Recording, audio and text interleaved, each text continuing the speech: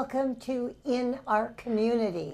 I'm Suzanne Barnett, your host, and I am so thrilled to be here because I'm going to interview Mark Isaac Potter, who is everything. Mark, we have the best time. Yes, welcome. we do. We have the best welcome. time. We have the best fun time. So how's everything going for you? Pretty good. Things are going well. Yeah. Working on my different writing projects, poetry, short stories, nonfiction. Yeah, so, yeah. Well, you know, I've interviewed you many times. Yes. And I call you the Poet Laureate of KMVT. Yes. No one's putting you in prison for that yet. Yeah. No one's taken over your position. Quite yet. Yeah. No, but I want the audience to, I'm sure they know. Yeah. We've talked so many times. But, yeah. Well, not everybody has seen them you. all. I'm sure we have, I hope, new viewers. Yeah, I think we had one new viewer last week. I heard there were two. Oh my Can goodness. you believe that? One guy was from Latvia. He didn't really understand it. But Okay. So what are you going to do today? Well, a couple things. I want to mix and match. I brought a story. We're probably going to do part of the story, not the whole thing. Okay. It's about a 4 or 5 minute story, which is a little too long for television, but we're going to start it and talk about it first. And then I brought some poetry. And some of the first ones in this manuscript are very, very short, like 5, 6 lines. Okay. Some of them are less than 10 words even. So audience seems to like very short things. And there's some longer pieces in here too. So we'll have plenty of stuff to talk about. Good. Yep.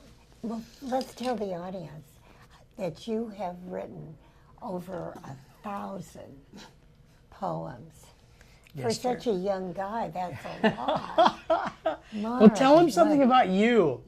This is my dear friend, Suzanne, but I'm not whom a poet. I love. The only thing I'd like to tell the audience, and I'm sure a lot of people have heard it, that I just heard this from a writing of Eleanor Roosevelt. Oh. And it goes like this. Yesterday is history. Tomorrow is a mystery. Today is a gift. And that's why we call it the present. And that's attributed to Eleanor Roosevelt. That's it. And the other thing is that I love doing television. I love it, and I love interviewing you. You've had two. You have 2 of your own shows, right? So you're a famous TV producer, right up there with very famous. Shonda Rhimes and those people, right? I'm the oldest TV producer in history. The oldest Shonda Rhimes. Yeah. And, all right. And the other thing is that I want to say, I don't like to really say too much as the interviewer because I want my talent to have the attention. Okay. But I've been taking Tai Chi for over a year. Okay. And the most important thing about Tai Chi is to be mindful. Okay. Do you know what mindful means? Yes, Okay. And so best as you if can we're know, mindful of as much as we can be. Yeah. So I think that you're very mindful because you have such creativity. Thank you so much. It's So, nice and very kind of you. Yeah. So thank you for letting me talk. Oh, you're great, honey. Yeah, go ahead. So this first piece is a short story, and again, like I said, we're just going to do part of it.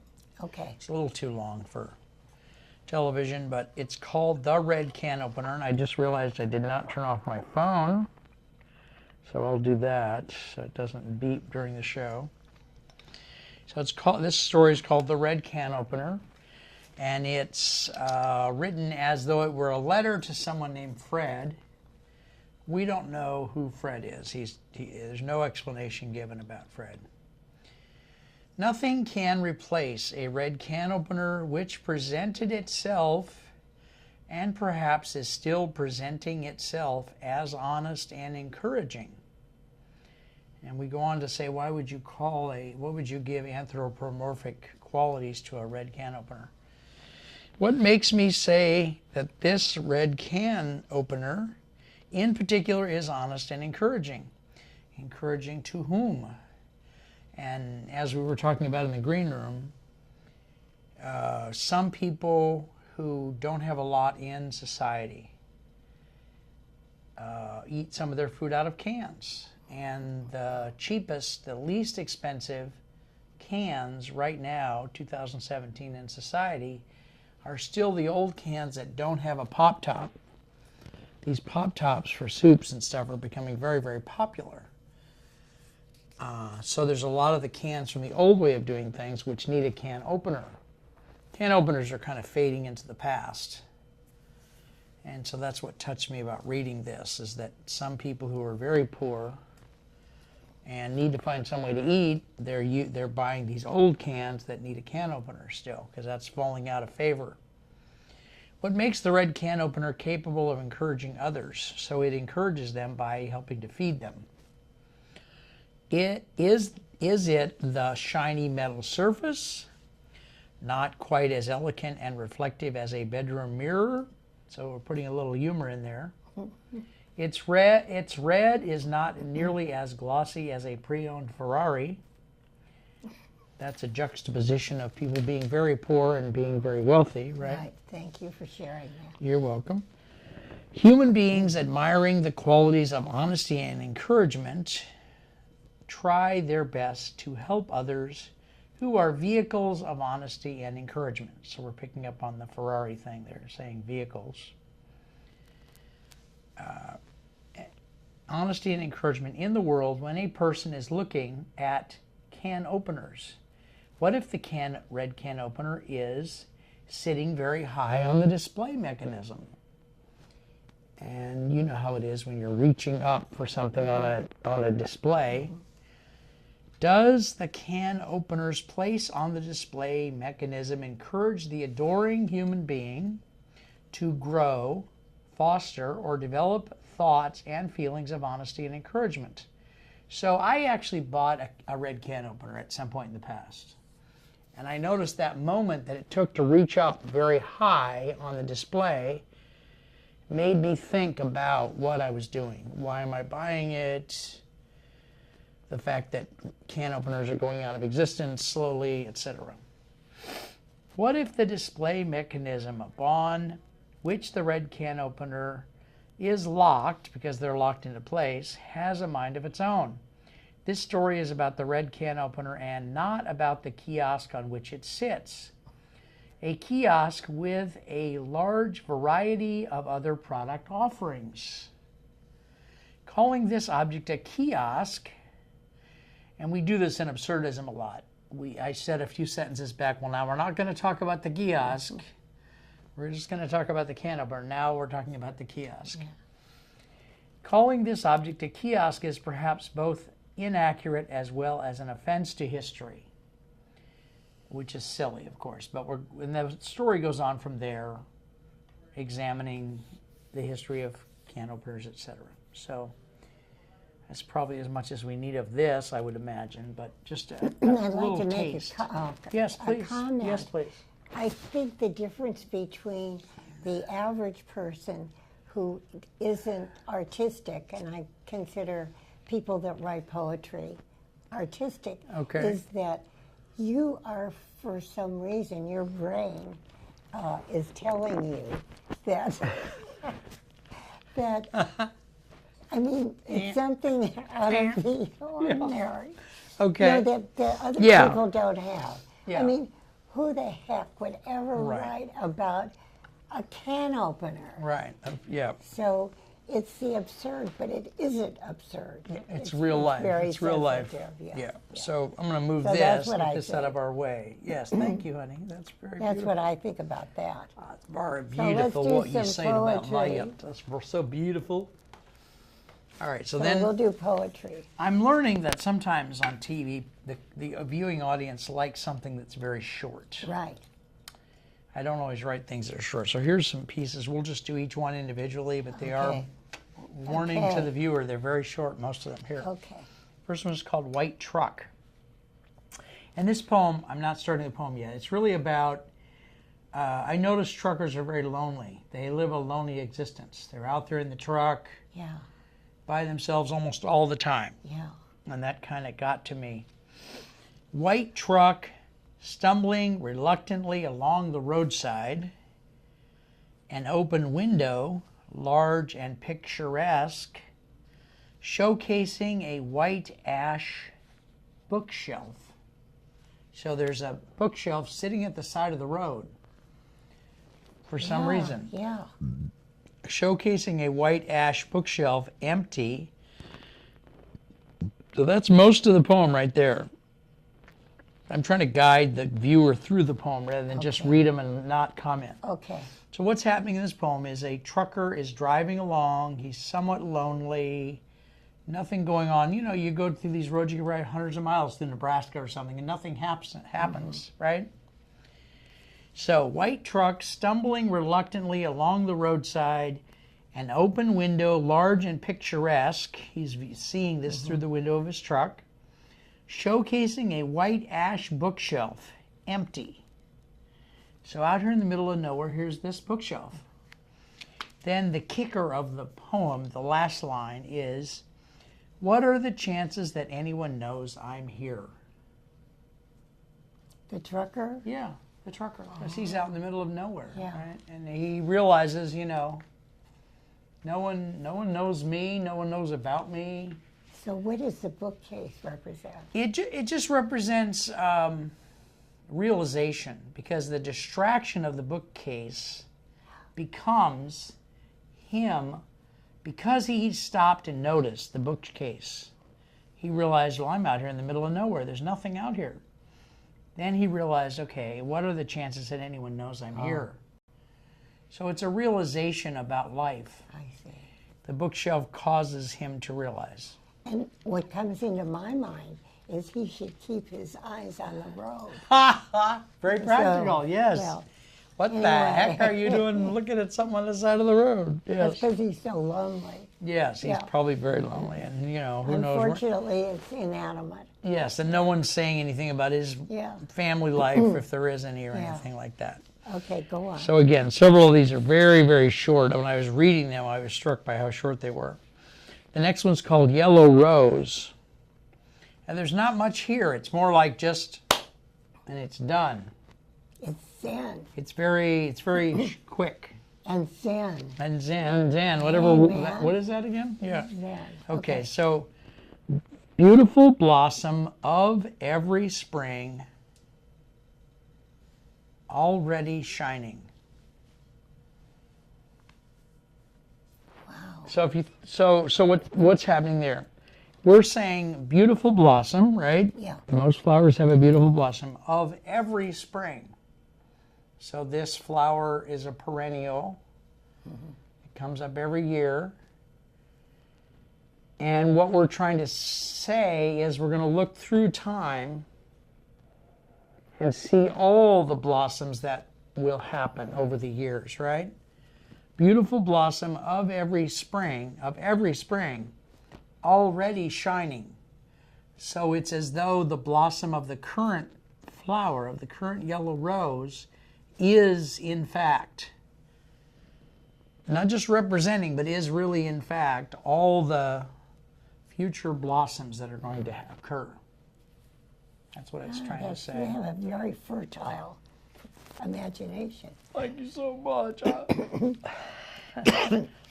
did not have sexual relations with that woman. So Yeah. anyway, Yeah. So it's, you know, it is. I hope it's. I It's hope so the audience intimate. likes it. But it takes this very special talent Yeah. and person to do this kind of I writing. thank How you. did that come to you? I honestly don't know. We talk about this almost every Well, time I when we always get wanna together. know, Yeah. yeah. I just think they just come through me. They come through me. I don't feel as though I created it, even though I'm the one writing it down. I don't feel any special talent or ability. It just feels like it comes through me, and I'm the one recording it. Yeah.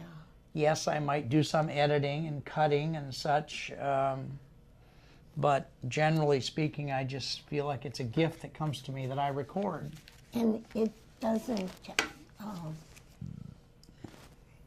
I'm trying to think of the word. It's just so in the moment. This one is very much in the moment. So yeah. I love in the moment. Yeah. Okay, now the next one is even shorter, if that's possible. Oh, goody. Okay. Very short. It's about war, and it's called platoon. Now, you know, a platoon is a particular group of men, right, in a war. Platoon of young men, their honor magnifies the night. Wow, that is really poetic. It's Yeah, interesting. I can understand that a little bit. We don't give the regular soldier, the foot soldier, a lot of credit, I feel. You know, the generals get some credit, but the foot soldiers don't get as much credit. So I'm trying to give them some honor and credit. Yeah. Okay. Okay. You doing all right? We have one here called Bird Song. This is the last of the really, really short ones. Some others are longer, a little bit longer. Hummingbird wings sing delicately. Your face abounds throughout creation. Phew, I don't understand So that. there's something called the butterfly effect. This was, I think, scientifically proven. And what it says is a butterfly flapping its wings anywhere on the planet affects everything else. Just even such a small motion. Who said that? I don't remember, to tell you the truth, but some future show we can try to. Yeah. So what I'm doing here is I'm taking something almost as small as the butterfly, a hummingbird. A hummingbird. The hummingbird's wings sing delicately, and then we're trying to get that ripple effect of the hummingbird's wings by saying in the second verse, your face abounds throughout creation. So the hummingbird affects you, affects your body, affects your face, and that in turn affects all of creation. And there is a real theory about this called the butterfly effect. So, okay. Excellent. Excellent. Yep. Excellent. All right, we don't have a lot of time left, but I'll try to, maybe I'll do one more. How much time do we have left?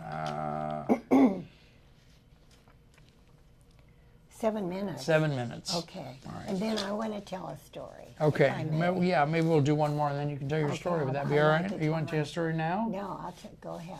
Okay. So this piece, I write a lot of things that are absurd.